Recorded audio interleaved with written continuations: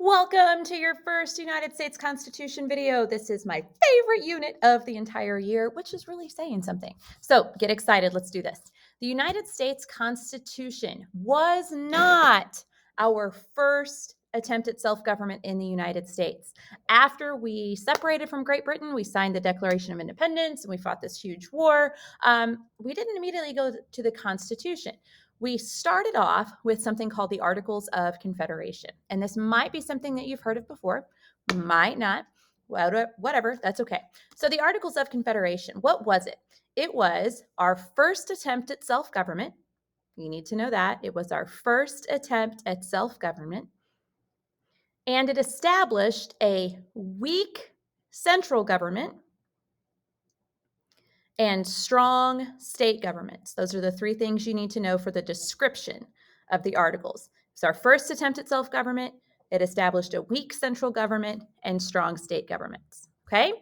So the Articles of Confederation, we know that it didn't work because we still don't have the Articles of Confederation today. So let's look at the weaknesses of it. So why didn't it work? Why did we end up and scrap the whole thing? Okay? So the first weakness you need to know about, the Articles of Confederation did not allow the federal government to tax the states, okay? So the federal government could request that the states send them money, but the states could be like, nah, I don't think so, it's fine, okay?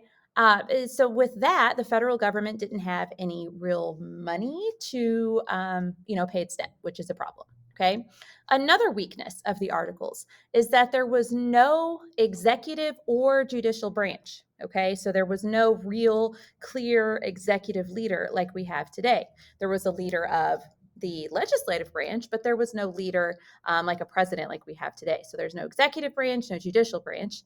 And the third weakness I want you guys to know about is that it didn't have any real authority to enforce any laws that it made. Okay, so if the Congress under the Articles of Confederation made a law, then they would just kind of be like, please follow it, states. And that's it. That's the only authority they had. Okay, so the Articles of Confederation created this super weak central government that just wasn't going to work for our country. So now, since we've talked about the bad things, what were some of the good things that it did? Well, the Articles of Confederation allowed us to enter into a peace treaty with Great Britain. That was the government that we were functioning under whenever we said, okay, Great Britain, we're done fighting. Here's our new country. Be friends with us again. Okay, so that was one of the things that accomplished. The Articles of Confederation also established a system for acquiring new territory and also surveying that land into territories so it could be divided into states. Okay, so the first accomplishment, entered into a treaty with Great Britain to end the war, allowed ceded land to be surveyed and divided so we could have some territories. And the third thing that it did is it did establish a central government. Like it did make an actual government that functioned and worked. And it was a good start, we'll say. It was a good start. So everything's going pretty well under the Articles of Confederation until we have this thing called Shays Rebellion, okay? So basically, since the federal government has no money, has no real way to pay its debts, we have an issue that pops up with Revolutionary War soldiers and pensions. Okay, a pension is like a retirement. So these Revolutionary War soldiers are told that they're going to get this pension sometime in the future, but then the government can't pay it. So what happens? They don't get their money. They don't get their money. They can't pay their bills. So it's just a huge trickle-down effect.